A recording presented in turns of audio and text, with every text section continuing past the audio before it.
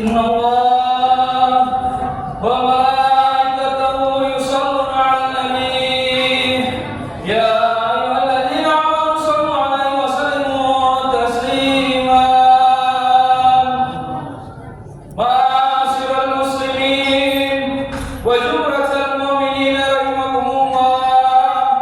Ruya Nabi Hurairah radhiyallahu anhu qala Rasulullah sallallahu alaihi wasallam idza kunta li sahibika yawmal jum'ati ansit wal imamu ya'tu faqad laghaw ansitu wasma'u wa ati'u rahimakumullah ansitu wasma'u wa ati'u rahimakumullah ansitu wasma'u wa ati'u la'allakum turhamun. Allahumma shalli ala Muhammad Allahumma shalli ala sayyidina Muhammad Allahumma shalli wa sallim ala sayyidina Muhammad wa ala ali sayyidina Muhammad. Assalamualaikum warahmatullahi wabarakatuh.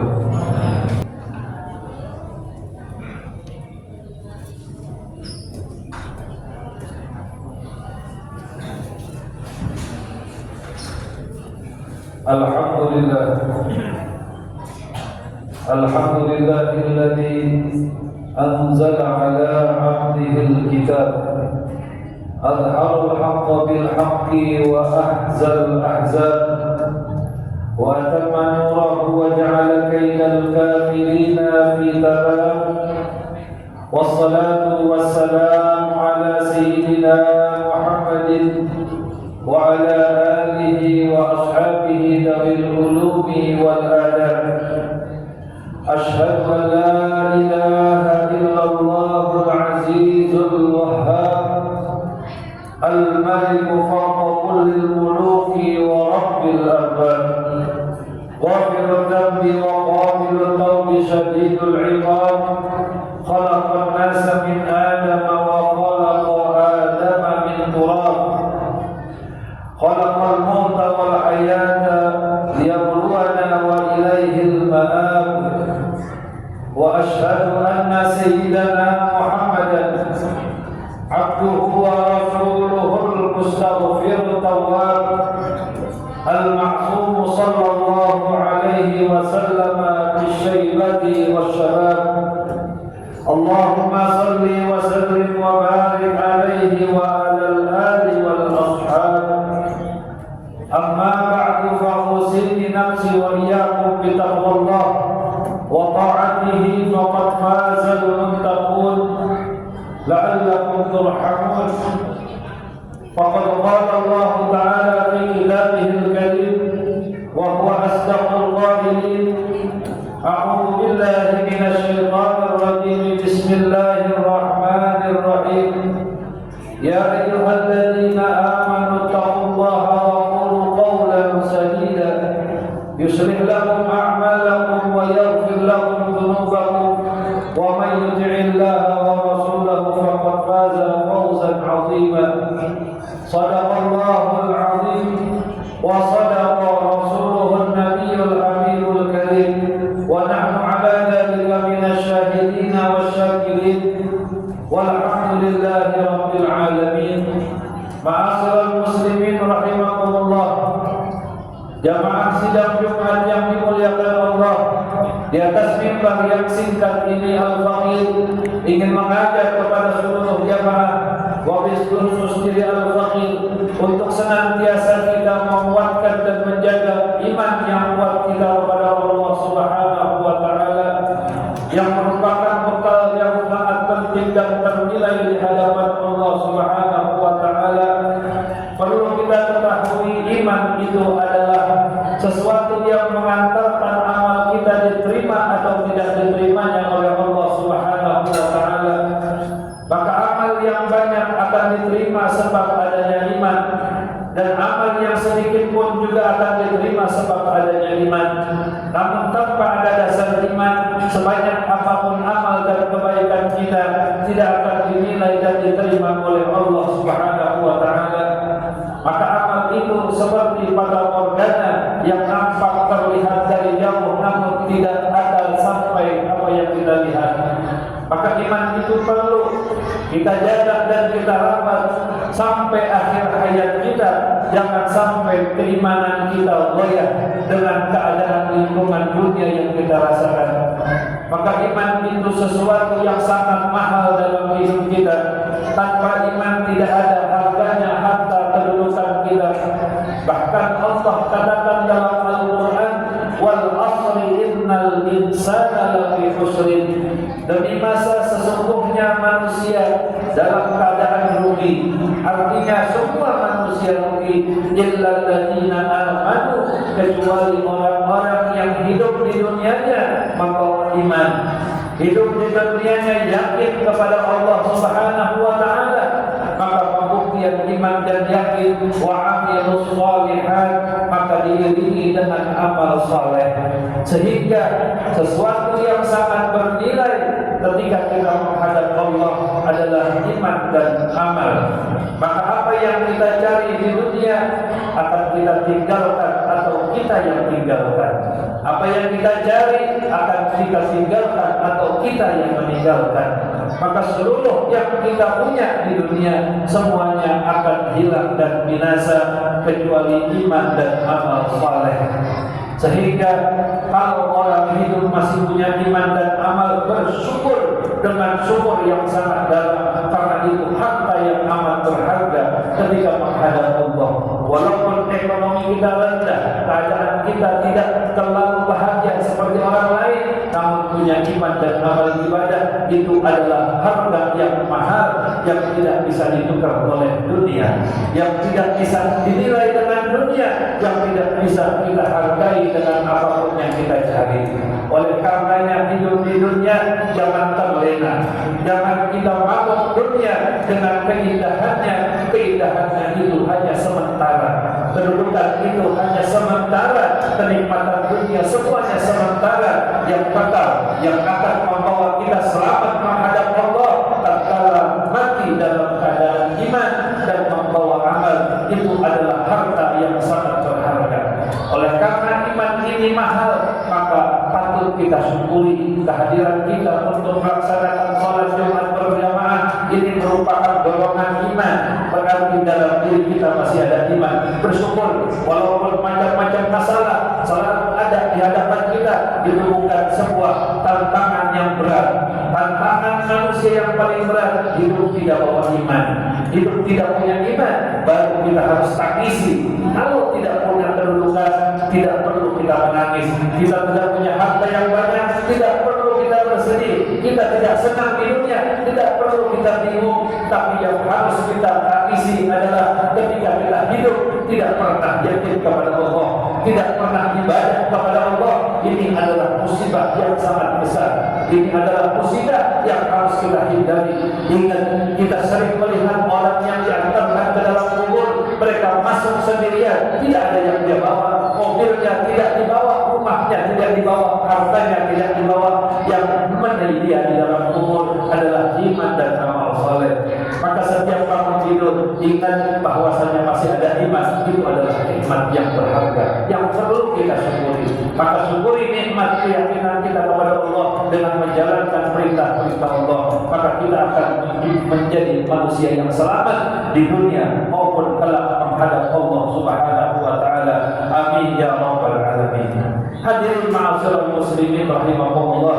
Orang yang beriman pasti akan diberikan cobaan, pasti akan dituntut oleh Allah untuk mengerjakan sesuatu, entah itu amal ibadah yang ringan ataupun yang berat. Namun itu sebagai bukti apakah kita istiqomah iman. Ketika dihadapkan dengan perintah Allah, kita harus ibadah tiap pagi dengan subuhnya, kita harus ibadah zuhur dengan kesibukan kita, kita harus ibadah asar dengan rasa capek kita, dan maghrib dalam kesibukan juga, dan isya dengan kelelahan. Itu adalah ujian yang Allah ingin lihat apakah masih beriman kau denganku. Orang yang yakin kepada Allah maka tidak terasa ibadah itu banyak.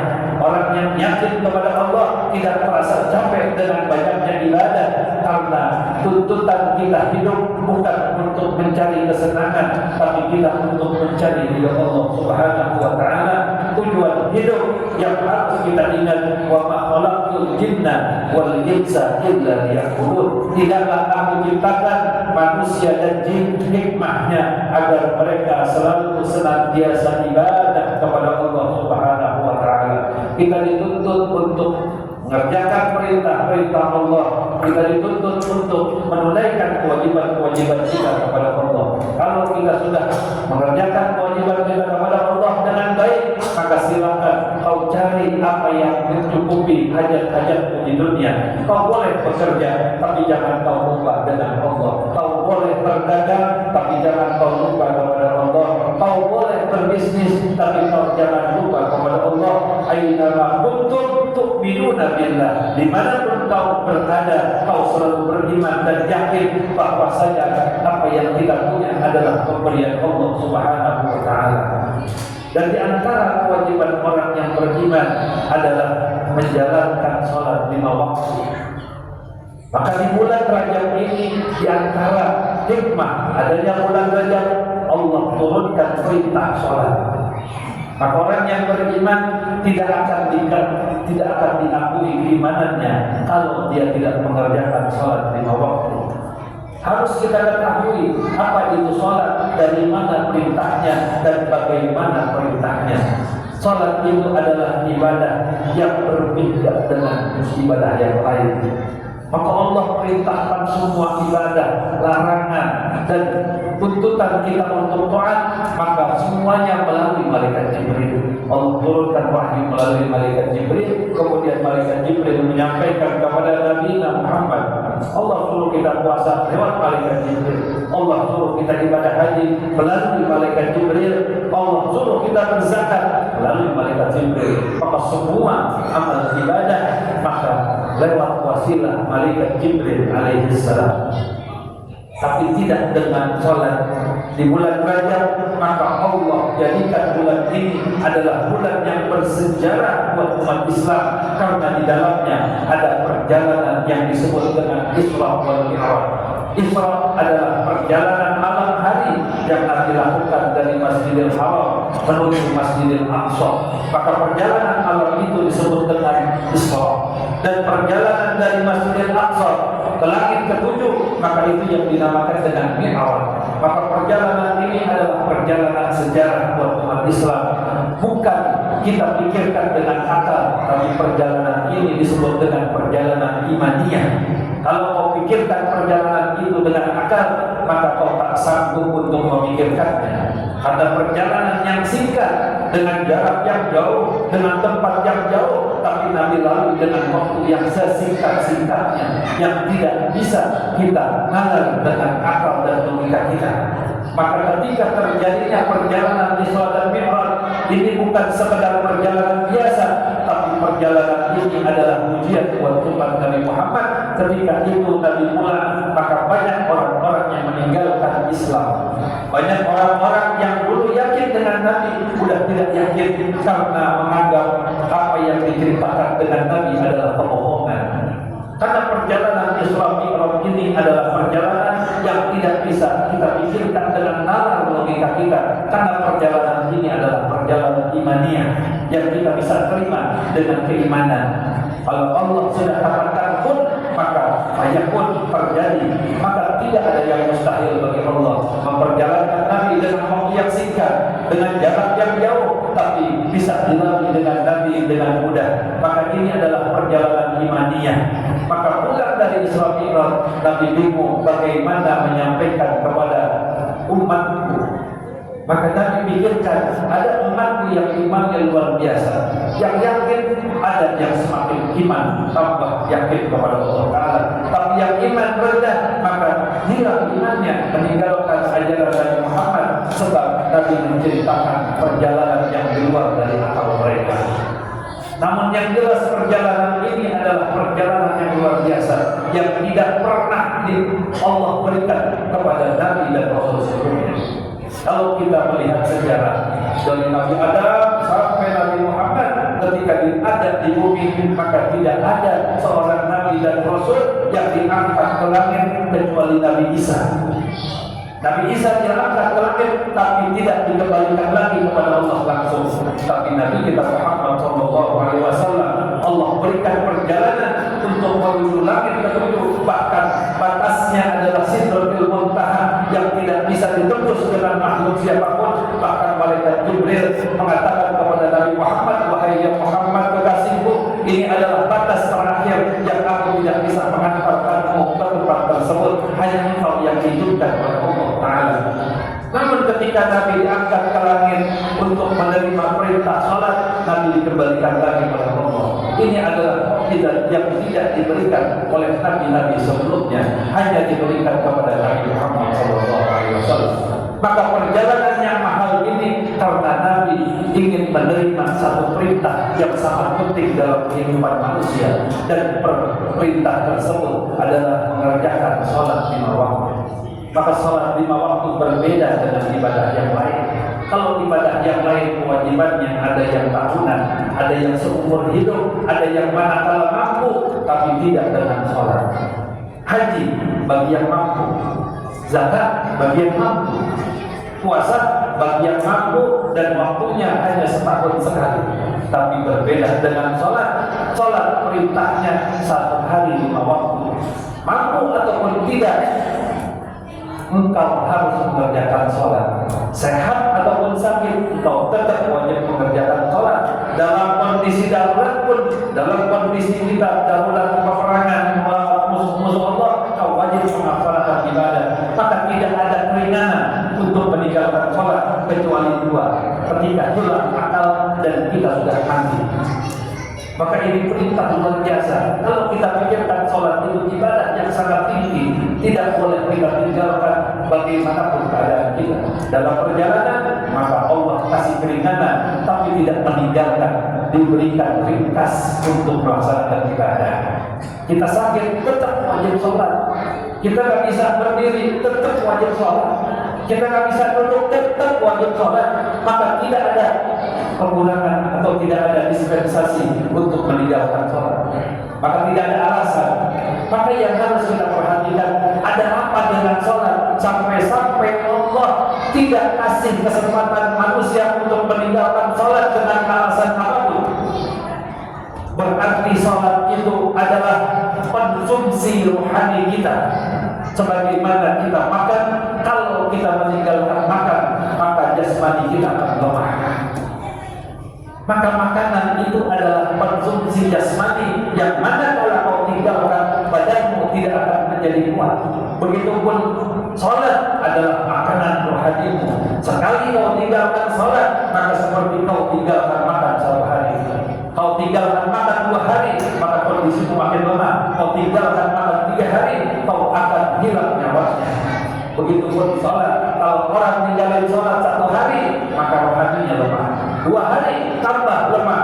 3 hari dia tinggalkan sholat, maka mati hatinya, mati rohaninya. Susah dengar nasihat Allah Ta'ala, susah untuk ikut ibadah, susah untuk diajak ibadah. Maka sesuatu kebaikan yang sampai kepada dirinya tidak menjadi manfaat karena hatinya sudah mati, rohaninya sudah mati.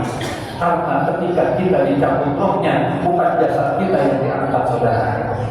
Jemaah harus tahu, orang mati jasadnya tidak diangkat oleh Allah, tapi yang diangkat rohaninya.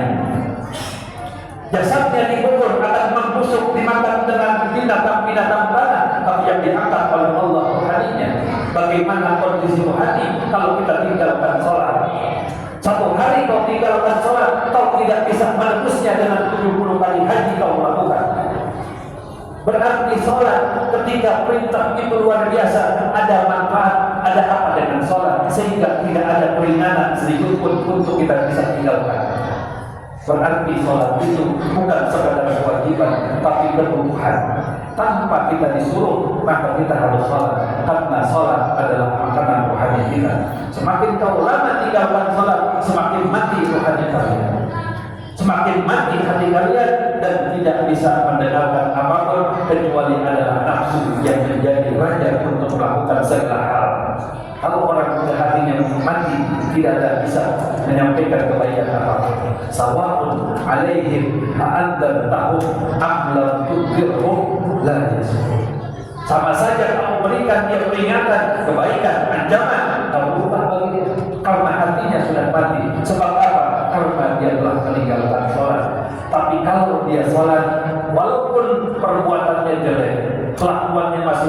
baik, tapi sholat akan memperbaiki akhlak dan kelakuannya.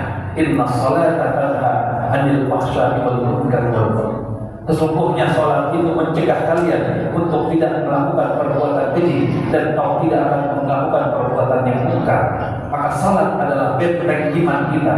Kalau sudah kita tinggalkan sholat, maka bentengnya rapuh, bentengnya gampang untuk dirobohkan oleh nafsu, sehingga imannya semakin hari digerogoti oleh nafsu, imannya semakin hari digerogoti oleh nafsu, maka suatu saat imannya gampang dibeli dengan dunia, sehingga dia tidak beriman kepada Allah dalam kondisi mati dan hatinya su'ul khatimah. Na'udzubillah wa na'udzubillah. Kita sholat nyelamatin iman, kita sholat nyelamatin jangan sampai mati dalam keadaan su'ul khatimah. Siapa yang sanggup dengan siksaan Allah? Jangankan siksaan Allah, siksa dunia saja kita tidak sanggup. Bagaimana kau bisa dan menahan dan mampu untuk menahan siksa Allah yang begitu berat? Kalau kau tidak sanggup untuk menahan siksa dunia, maka kau tidak akan sanggup. Maka kita selamati diri kita. Qu anfusakum wa ahlikum nar. Jagalah diri kalian dan jagalah keluarga kalian dari panasnya api neraka. Dengan apa? Takwa. Di antara takwa, amal dan hidup ibadah adalah sholat 5 waktu. Oleh karenanya, jaga sholat kita. Jangan sampai kita lalaikan. Sesibuk apapun kita, sesibuk apapun kita punya kerjaan, sesibuk apapun waktu yang kita habiskan untuk melakukan dan mengejar dunia, jangan sekali-kali kau niat tinggalkan sholat, apalagi kau tinggalkan sholat dengan perbuatan. Maka jadikan sholat adalah benteng keimanan. Jadikan sholat sebagai obat hati kita menjadi lebih baik. Jadikan sholat sebagai petunjuk untuk kita menjadi lebih baik. Karena Nabi katakan, sholat idza shaluhat shaluha sa'iru amali wa idza fasada sa'iru amali. Kalau sholat orang itu bagus, kalau sholat orang itu benar, maka perbuatannya akan baik. Tapi wa idza fasada, kalau sholatnya rusak, maka fasada sa'iru amali, semua amalnya akan rusak. Ini yang sholat aja amalnya rusak, bagaimana yang tidak sholat?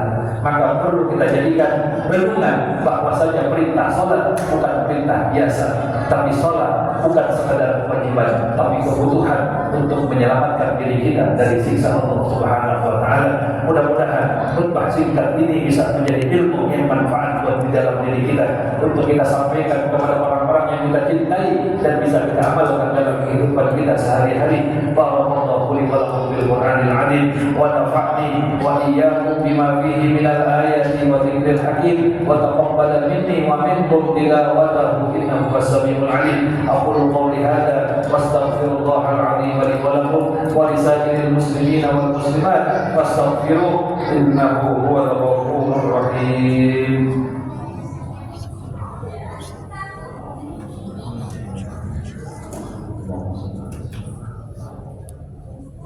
Allahumma shalli ala sayyidina Muhammad wa ala ali sayyidina Muhammad.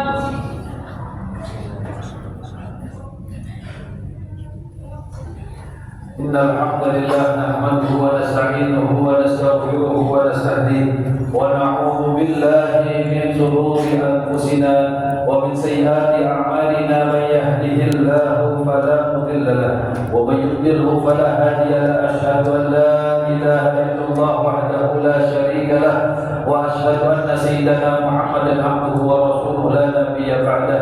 أما بعد فأوصي نفسي وإياكم بتقوى الله وطاعته فقد فاز المتقون في الدنيا والآخرة.